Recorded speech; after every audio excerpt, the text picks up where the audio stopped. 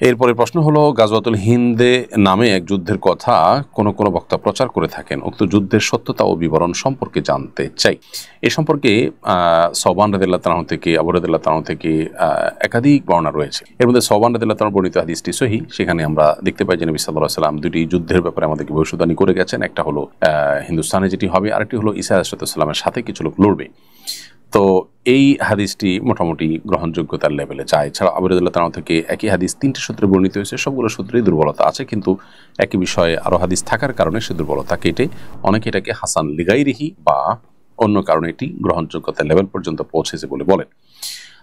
এর বাইরে আবু রাদিয়াল্লাহু তাআলা থেকে আরও একটি তো তিনটি সূত্রে বর্ণিত আছে, আর আরেকটি হাদিসে তার কাছ থেকে বর্ণিত হয়েছে যেখানে বিজয়ের ভবিষ্যদ্বাণী রয়েছে এবং সেই যুদ্ধ হবে, যুদ্ধের মুসলমানরা বিজয়ী হবেন এবং শেষ জামানায় এটি অনুষ্ঠিত হবে, এরকম কথাও রয়েছে। তবে সেটা সনদ কিছুটা দুর্বল। মোটা দাগে এই হাদিসগুলোকে অ্যানালাইসিস করার পর ওলামায়ে কেরাম অনেকেই বলেছে যে এটি নবী সাল্লাল্লাহু আলাইহি ওয়াসাল্লামের একটি ভবিষ্যদ্বাণী। এটি হতে পারে যে গত হয়ে গেছে, কারণ ইতিপূর্বে যে যুদ্ধগুলো হয়েছে, বিশেষ করে মোহাম্মদ বিন কাসিমের নেতৃত্বে, তারপর সুলতান মাহমুদ রাহিমাহুল্লাহ তার নেতৃত্বে যে যুদ্ধ হয়েছে, অনেকে বলেছেন সেটাই গজওয়াতুল হিন্দ।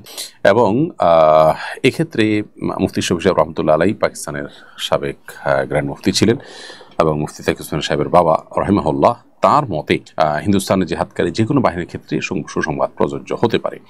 আবার কেউ কেউ বলেছেন গজওয়াতুল হিন্দ এটা ঈসা ইসলামের আগমনের ঠিক আগ মুহূর্তে হবে, কারণ কোনো হাদিসে কিন্তু সেটি বলা হয়েছে, যেমন সওবান রাদিয়াল্লাহু তাআলা বর্ণিত হাদিসে কিন্তু যেভাবে বলা হয়েছে তাতে বোঝা যায় যে ঈসা আলাইহিস সালামের আগমনের কাছাকাছি। তাছাড়া আবু রাদিয়াল্লাহু তাআলা বর্ণিত শেষ হাদিসটিতেও বোঝা যাচ্ছে এটি শেষ মুহূর্তে, কিয়ামতের আগ মুহূর্তে হবে, ঈসা আলাইহিস সালামের ঘটনার কাছাকাছি সময়ে।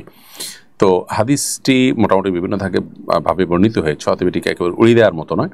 তারপর স্পেসিফিক কোনো ঘটনাকেও এটাই গজওয়াতুল হিন্দ এরকম বলে নির্ধারণ করাও কঠিন। তবে কিয়ামতের আলামত সংক্রান্ত মৌলিক একটা নীতিমালা আছে। যেমন আমরা দেখি শেখ মোহাম্মদ আল আরিফি, ডক্টর মোহাম্মদ আল আরিফি, সৌদি আরবের একজন প্রসিদ্ধ আলেমীদ্বীন, তার একটা বই আছে আশরাতুস সাআহ, আরেকটা আছে নেহায়াতুল আলম, কিয়ামতের আলামত সমূহ বড় বই আছে নেহায়াতুল আলম, আরেকটা বই আছে। তো তার এই আশরাতুস সাআহ বা নেহায়াতুল আলম বইয়ে তিনি লিখেছেন যে কিয়ামতের আলামত সমূহের ক্ষেত্রে মৌলিক কিছু নীতিমালা বা কিছু প্রিন্সিপাল আছে ওলামায়ে কেরামের মধ্যে। তোমাদের একটা হলো যে নবী সাল্লাল্লাহু আলাইহি ওয়াসাল্লাম কোনো ঘটনা ঘটবে বলেছেন, সেটার যদি স্পেসিফিক কোনো কিছু ইন্ডিকেট তিনি করে না দিয়ে থাকেন, তাহলে সেক্ষেত্রে কোনো বিশেষ ঘটনাকেই সেটা ফিট করা, এটা মানে কিয়ামতের হাদিস, কিয়ামত সংশ্লিষ্ট বা ভবিষ্যদ্বাণী সংশ্লিষ্ট হাদিসগুলোর ব্যাখ্যার যে মৌলিক নীতিমালা তার পরিপন্থী। এই জন্য সুনির্দিষ্ট ঘটনাকে এটাই গজওয়াতুল হিন্দ এরকম বলাটা আসলে কঠিন, বিশেষ করে যখন বিভিন্ন হাদিস এটাকে ঈসা ইসলামের কাছাকাছি সময় বলা হয়েছে। আবার কিছু কিছু হাদিসে জেনারেলি বলা হয়েছে সে সমস্ত হাদিসের আলোকে অনেক যুদ্ধ ইতিপূর্বে হয়ে গেছে, সেগুলোও হতে পারে।